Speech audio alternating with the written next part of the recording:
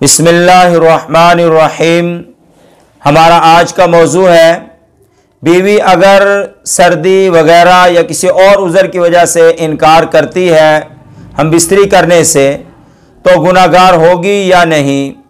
वक़ाल नबी सल्लल्लाहु तआला अलैहि व आलिहि वसल्लम इज़ा अहदकुम आजबतहुल मरअतु फवक़अत फ़ी क़ल्बी फलयअमिद इला इम्रअतिही फलयुवाक़िहा फ़इन्न ज़ालिका यरुद्दु मा फ़ी नफ़्सी। हज़रत जाबिर रज़ी अल्लाह तआला अन्हु फरमाते हैं, मैंने रसूलुल्लाह सल्लल्लाहु अलैहि वसल्लम से सुना है, अल्लाह के प्यारे हबीब अलैहिस्सलातु वस्सलाम इरशाद फरमाते हैं, जब तुम में से किसी एक को कोई औरत अच्छी लगे और उसके दिल में घर कर जाए तो उसको चाहिए कि अपने घर अपनी बीवी के पास आ जाए और उसे जिमा करे, तो उसके दिल में जो एक मैल या किसी की तरफ कोई रुझान पैदा हुआ है वो खत्म हो जाएगा। याद रखें, आज हम जिस मौजू पर बात करना चाहते हैं बहुत नाजुक मौजू है। शरीयत ने शोहर के बहुत हुकूक बताए हैं, लेकिन शरीयत ने बीवियों के भी हुकूक को बयान किया है। रसूलुल्लाह सल्लल्लाहु अलैहि वसल्लम ने अपनी बीवियों को शहजादियों की तरह रखा हुआ था और उनके हुकूक के ख्याल फरमाते थे और उनके साथ घर के कामों को मिलजुल कर सरंजाम देते थे। लेकिन शरीयत ने जहां बीवी के हुकूक बयान किए हैं, शोहर के भी बहुत ज्यादा हुकूक बयान किए हैं। उनमें से हम इस मौजू की तरफ आते हैं कि शोहर के लिए अल्लाह ताला ने बीवी को बिस्तर बनाया, बिछौना बनाया है। शोहर को जब हाजत पड़े, जब जरूरत पड़े तो बीवी उसकी हाजत और जरूरत को पूरा करे।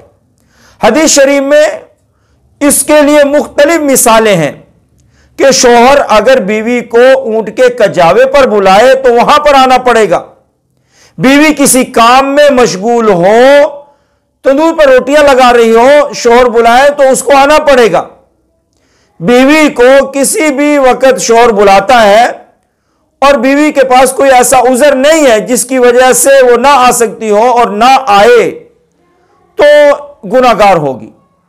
हदीस शरीफ में आता है, शोहर अपनी बीवी को जिमा के लिए बुलाता है और बीवी इनकार कर देती है और शोहर सो जाता है। सारी रात फरिश्ते इस बीवी को लानत करते रहते हैं।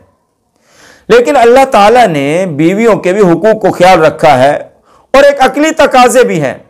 अगर बीवी को कोई उज़र है, मसला उज़र यह भी है कि सर्दी बहुत ज्यादा है और ठंडा पानी है, गर्म पानी की सहूलत नहीं है, यकीनी बात है गुस्ल करेंगे तो बीमार सख्त होने का खतरा खदशा है। तो इस सूरत में अगर इस उज़र की वजह से बीवी अपना उज़र रख देती है तो शोहर को उज़र कबूल कर लेना चाहिए। अब उम्मीद है कि बीवी उस वईद के जुमरे में नहीं आएगी, या बीवी बीमार है, दिन भर के सारे काम काज करके थक गई है, तो अब अगर इनकार कर रही है तो उसके पास एक उज़र है, शोहर को उज़र कबूल कर लेना चाहिए।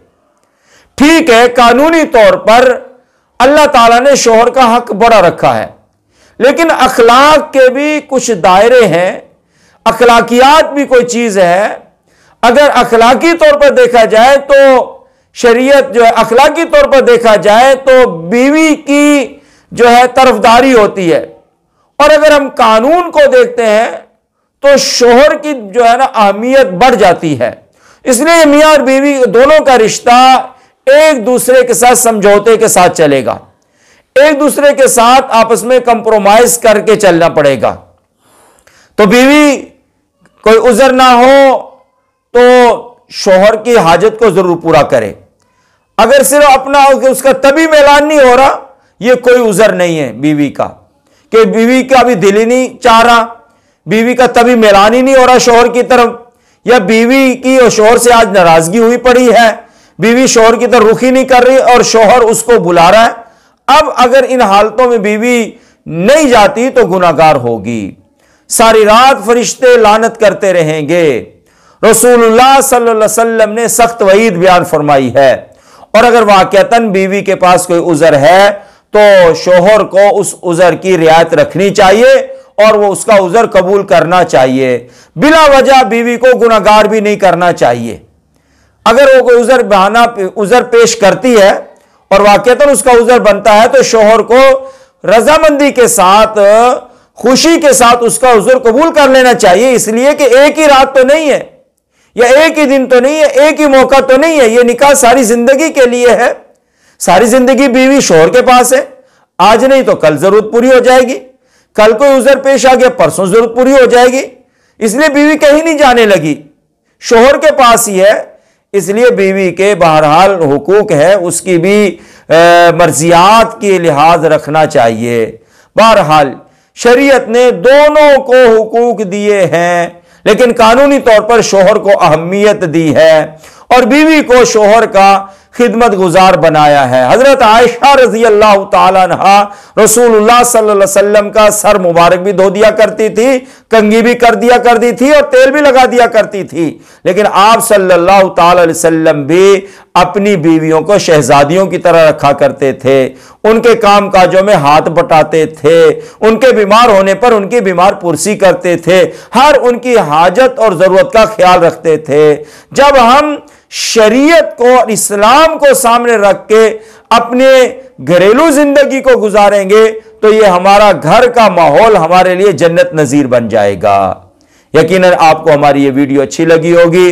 हमारे चैनल को सब्सक्राइब करें, बेल आइकन का बटन दबाएं ताकि बर वक्त हर नई आने वाली वीडियोस आपको मिल सके। वमा अलैना इल्लल बलागुल मुबीन।